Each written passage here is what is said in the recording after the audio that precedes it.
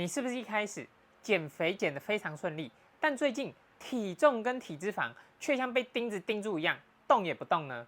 你吃的更少，动的更多，但是体重数字就是不变，甚至还稍微反弹了一点。我跟你说，这种感觉真的足以摧毁你的自信心。但是如果我告诉你，平台期不是你失败了，而是你的身体在跟你求救呢？他在跟你说，他需要休息，还有调整。今天我要跟你分享一个打破平台期的终极武器——策略性减量周。这个概念听起来可能很反直觉，减肥不是应该要更努力吗？有人会想说，那我休息会不会就胖回去了？不动，那是不是就浪费了之前所付出的努力了呢？因为很多人害怕，只要一休息，就会把之前的成果毁掉。但其实事实正好相反，当你持续的过度训练，反而会让代谢还有荷尔蒙出问题，身体就会开始保护脂肪。而减量周是一种策略性的主动休息，让你的训练成果更稳固。所以相信我，有时候退一步是为了要进两步，这是一个让你的身体和荷尔蒙重新设定、突破瓶颈的最好的方法。准备好，我们要来学会如何休息出新高度。那有很多人在一开始安排健身课表的时候，常见的做法就是一路要冲到底，每一周都安排很重的重量，很多的训练组数，甚至还会觉得多做一点、累一点，效果才会更好。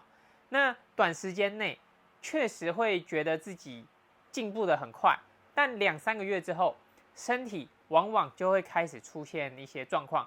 例如说，可能关节会开始有不舒服、隐隐作痛的感觉。那比较明显的是，精神会越来越疲倦，训练动力会下降很多。再来就是明明吃的差不多，但体能还有你的身材却卡住不再进步。这些问题不是因为你不够努力，而是因为你的恢复没有跟上。这个时候，策略性减量周就是最有效的方法。当然，也会有人说不会啊，我练很久了，也没有觉得特别疲劳，为什么还要减量周？其实这正好暴露了另一个问题：训练的强度不够高。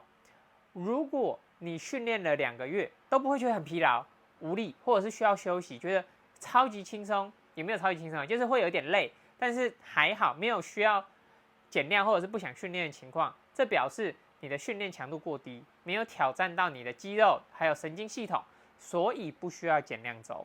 但同时，你的身体也很难会有显著的进步。真正有效的训练本来就会带有累积性的疲劳，这也是为什么你要有效自主的去用减量周来帮助身体重整。如果你不觉得需要减量，这往往代表你的训练量跟强度还不到可以让身材明显改变的程度。那我们要怎么实际操作呢？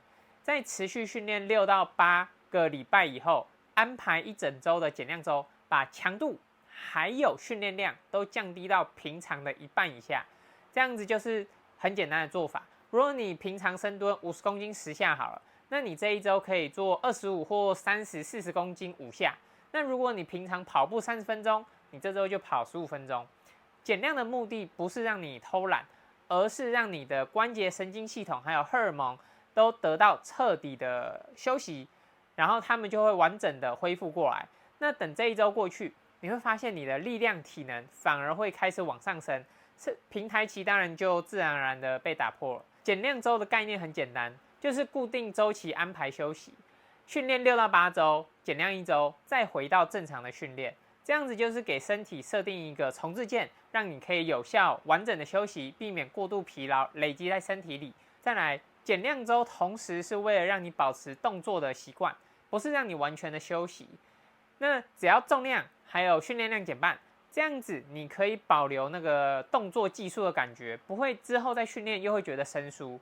再来最后一个就是让你恢复的更完整，在这一周睡眠、饮食还有拉伸都一定要去做，这样子会增加减量周的效果。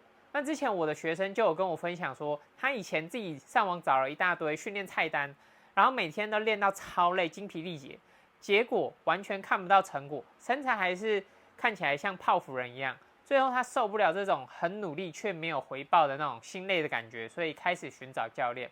那我发现他的问题不是不努力，而是他根本不知道什么时候该加强训练，什么时候该休息。